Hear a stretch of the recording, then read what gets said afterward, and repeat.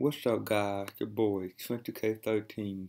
Gonna give you guys your wrestling news wrap up for June 23rd, 2015. HBK and JR are not fans of The Undertaker's streak ending, while HBK refused to celebrate Daniel Bryan's WrestleMania 30 win. Luke Harper SmackDown promo. Cesaro vs. Luke Harper will take place on Main Event this week.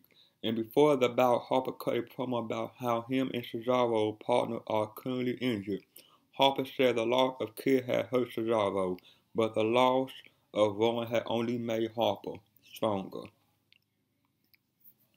Jim Ross and HBK co-hosted an evening with Jim Ross in Manchester, UK, this past Monday night, and the subject of the Undertaker streak was brought up.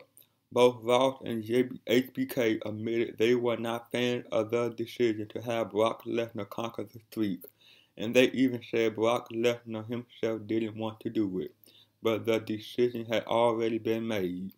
Also during the night, HBK revealed he was supposed to come out with a team of former champions to celebrate Daniel Bryan's WrestleMania 30 win, but after the way the fans reacted to Taker vs. Lesnar, HBK refused to go out to ringside and instead left the arena.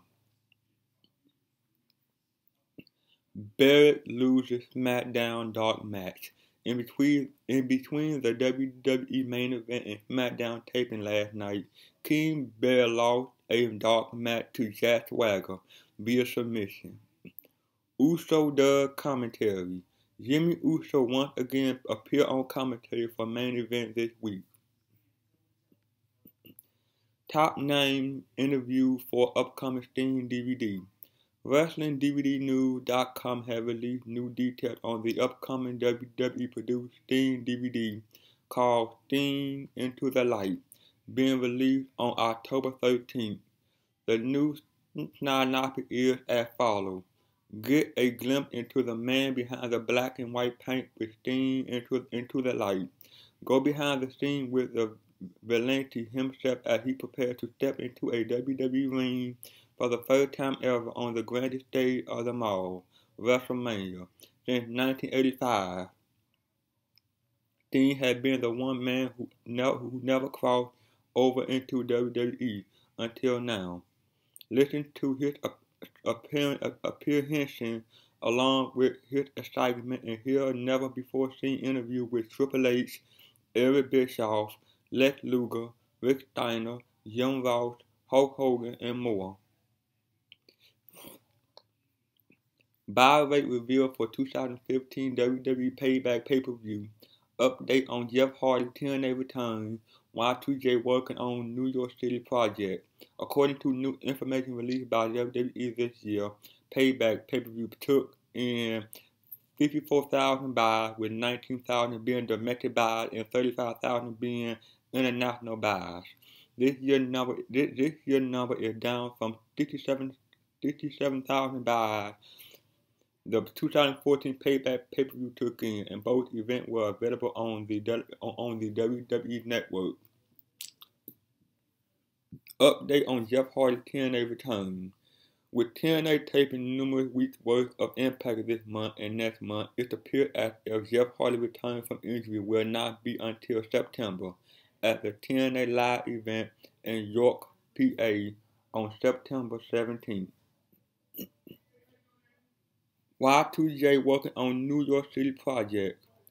Chris Jericho noted on Instagram that he caught a ride on Vince McMahon's company jet following Tough Enough last night, as he is currently working on a project in New York City.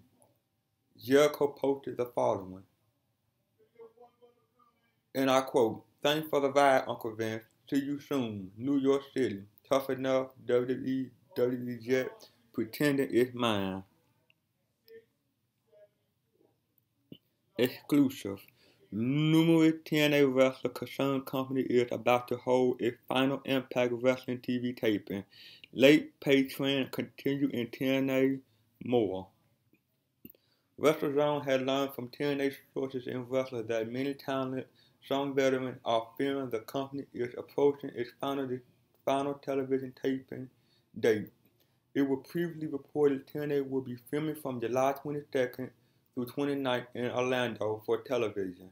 An email from TNA officials sent to talent revealed 2 weeks' worth of television will be filmed on many of the July dates.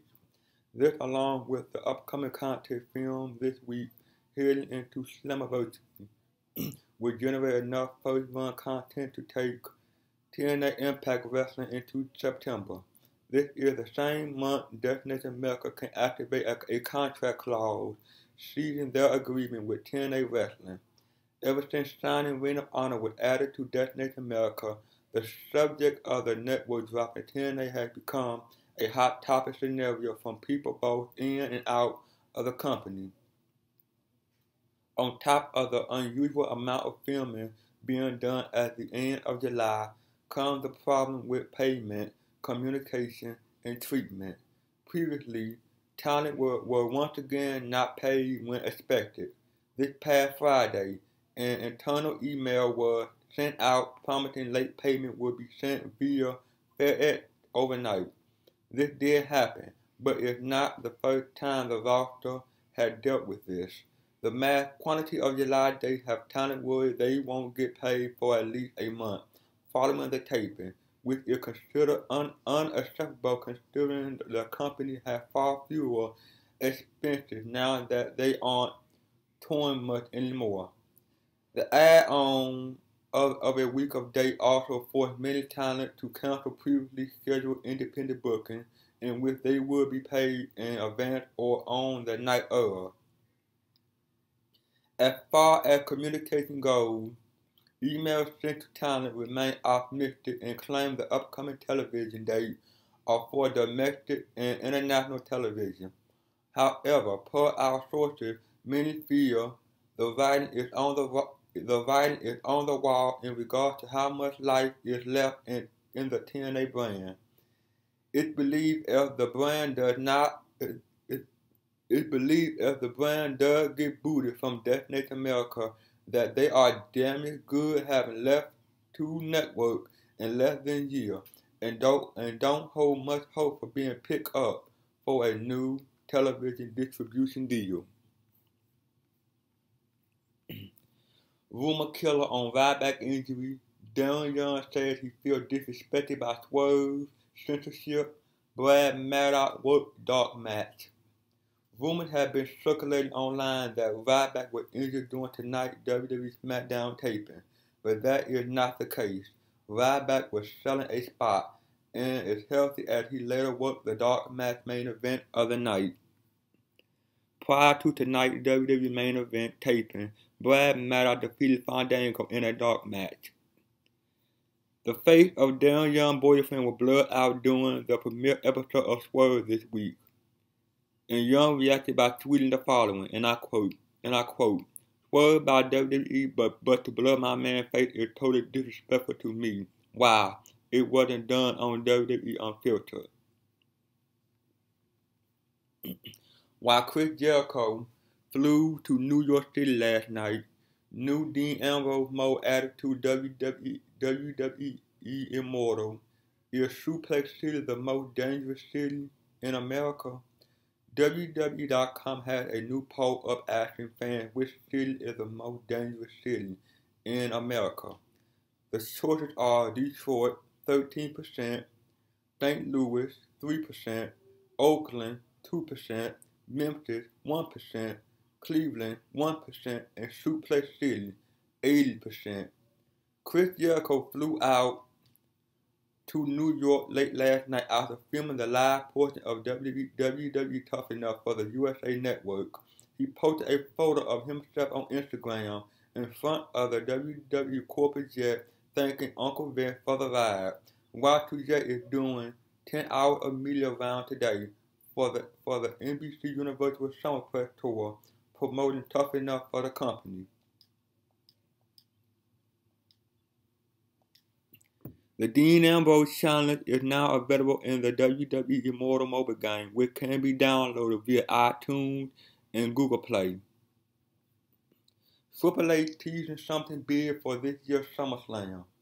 Triple H is teasing something for this year's SummerSlam pay-per-view, at the Barclays Center in Brooklyn, New York. It has been speculated for the last couple of weeks that WWE is planning on bringing NXT to New York this August to run live events surrounding SummerSlam, much like they did for WrestleMania, and tape content for the WWE Network.